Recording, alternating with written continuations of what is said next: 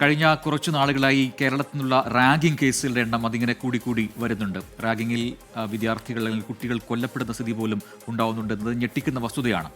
ഇതിപ്പോൾ തിരുവനന്തപുരത്ത് നിന്ന് വരുന്ന ഒരു പുതിയ വാർത്തയിലേക്കാണ്. തിരുവനന്തപുരം ആലങ്കോട് ഹയർ സെക്കൻഡറി സ്കൂളിൽ +1 വിദ്യാർത്ഥികൾക്ക് നേരെ റാഗിംഗ് എന്നൊരു പരാതിയാണ് ഇപ്പോൾ ഉയർന്നു വന്നിരിക്കുന്നത്. 3 +1 വിദ്യാർത്ഥികൾക്ക് ഗുരുതരമായി പരിക്കേറ്റു. ഒരു വിദ്യാർത്ഥിയുടെ കണ്ണിനും മറ്റൊരു വിദ്യാർത്ഥിയുടെ മുഖത്തുമാണ് പരിക്ക്. അക്രമം നടത്തിയ 5 +2 വിദ്യാർത്ഥികളെ സസ്പെൻഡ് ചെയ്തിരിക്കുകയാണ്. +1 ക്ലാസ് തുടങ്ങി 2ാം ദിവസമാണ് തിരുവനന്തപുരം ആലങ്കോട് ഹയർ സെക്കൻഡറി സ്കൂളിൽ നിന്ന് ഈ റാഗിംഗ് പരാതി ഉയരുന്നത്. സീനിയർ വിദ്യാർത്ഥികളുടെ ക്രൂരമായ മർദ്ദനത്തിൽ 2 വിദ്യാർത്ഥികൾക്ക് ഗുരുതരമായാണ് പരിക്കേറ്റത്. ഇന്നലെയാണ് സ്കൂൾ കോമ്പൗണ്ടിൽ +1 വിദ്യാർത്ഥികൾ റാഗിങ്ങിനിരയായത്. ഉച്ചയ്ക്ക് ഇന്റർവെൽ സമയം +2 വിദ്യാർത്ഥികൾ കൂട്ടമായി എത്തി അകാരണമായി മർദ്ദിച്ചു എന്നാണ് പരാതി.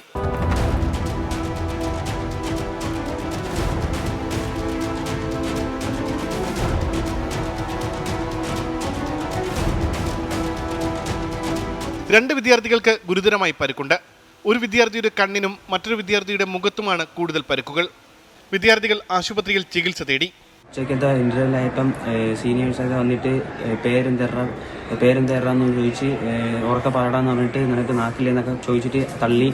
അങ്ങനെ ടീച്ചർമാരന്ന് പിടിച്ചതിൻ്റെ അടുത്ത് ഇവർ ഇടിച്ച് കുറേ പേര്. അപ്പം +2 കുറച്ചും കൂടെ പേര് വന്നിട്ട് ഒരു 10-15 പേര് വന്നിട്ട് ഇടിച്ച് എല്ലാവരും കൂടെ കൂട്ടത്തോടെ നമ്മളിട്ട് ഇടിച്ച് തറയിട്ട് ചവിട്ടുകയൊക്കെ ചെയ്തു. അങ്ങനെ പല്ലൊക്കെ പോയി. എൻ്റെ കണ്ണിൽ ഇടിയുണ്ട്, തറയിട്ട് വയറ്റിലൊക്കെ കുറേ ചവിട്ടി. ഇവരെമാരെയും ചവിട്ടി. അങ്ങനെ ടീച്ചർമാരെ ഒന്ന് പിടിച്ച് മാറ്റി എല്ലാവരും ഓഫീസിൽ കൊണ്ടുപോയിട്ട് വീട്ടുകാരെയൊക്കെ വിളിപ്പിച്ച് അങ്ങനെ എല്ലാവർക്കും സസ്പെൻഷൻ കൊടുത്തെന്ന് തോന്നുന്നു. 5 +2 വിദ്യാർത്ഥികളെ സ്കൂളിൽ നിന്ന് സസ്പെൻഡ് ചെയ്തു. സ്കൂളിലെ അധ്യാപകർ ആക്രമിച്ച +2 വിദ്യാർത്ഥികൾക്ക് പിന്തുണ നൽകിയെന്നും പരാതിയിൽ പറയുന്നു.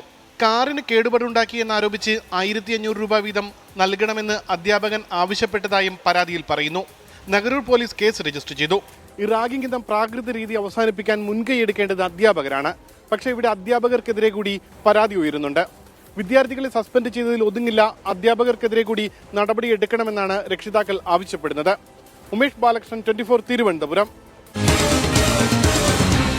പൊതുജനം കഴുതയല്ല സാർ.